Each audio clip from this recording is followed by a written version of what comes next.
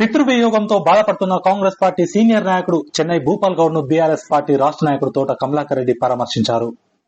సిద్దిపేట జిల్లా మిర్దొడ్డి మండల కేంద్రంలో బీఆర్ఎస్ నాయకులతో కలిసి కాంగ్రెస్ సీనియర్ నాయకుడు భూపాల్ గౌడ్ ను పరామర్శించి ఓదార్చారు. తన తండ్రి మృతికి గల కారణాలను అడిగి తెలుసుకున్నారు. మనోధైర్యాన్ని కోల్పోవద్దని తెలియజేయడంతో పాటు ప్రగాఢ సానుభూతిని వ్యక్తం చేశారు. అనంతరం మిర్దొడ్డి గ్రామానికి చెందిన బాలరాజు ఇటీవల ఆత్మహత్యకు పాల్పడ్డాడు. బాధిత కుటుంబాన్ని బీఆర్ఎస్ నాయకులతో కలిసి పరామర్శించి ఆర్థిక సాయంతో పాటు నిత్యావసర సరుకులను బీఆర్ఎస్ నాయకులతో కలిసి అందజేశారు.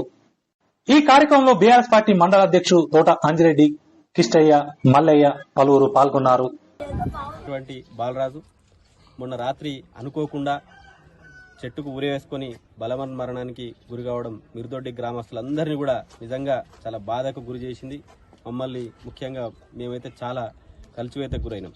ఎందుకంటే బాలరాజు అని అంటే మాకు ఒక సొంత తమ్ముని లెక్క. వాడు ఏ కార్యక్రమాలు ఉన్నా కూడా ఏదున్నా కూడా అందరికంటే యాక్టివ్గా ముందుకొచ్చి పార్టిసిపేట్ చేసేటువంటి బాలరాజు ధైర్యవంతుడు ఉండే, మంచి గుణవంతుడు ఉండే.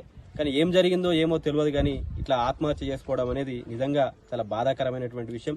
పేద కుటుంబంలో పుట్టినప్పటికి కూడా వాడు అందరితోటి కలిసిమెలిసి ఉండి చాలా వయసులో చిన్నోడైనప్పటికీ కూడా పెద్దోళ్ళతో కూడా మంచిగా ఉన్నటువంటి బాలరాజు లేకపోవడం నిజంగా మాకు చాలా బాధ అనిపిస్తుంది. వారి కుటుంబానికి ఈరోజు కొంత ఆర్థిక సహాయాన్ని అందించడం జరిగింది. ఆ అబ్బాయికి ఒక చిన్న పాప, ఒక 4 సంవత్సరాల పాప కూడా ఉంది.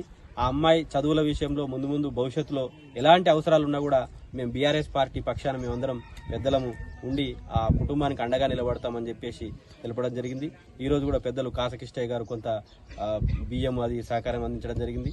మిగతా అంజిరెడ్డి గారు, తర్వాత కుమార్ గారు, ఎంపీటీసీ మల్లయ్య గారు వీళ్ళందరూ కూడా ఆ కుటుంబానికి అండగా నిలబడతామని చెప్పేసి మేము బీఆర్ఎస్ పార్టీ పక్షాన తెలపడం జరిగింది.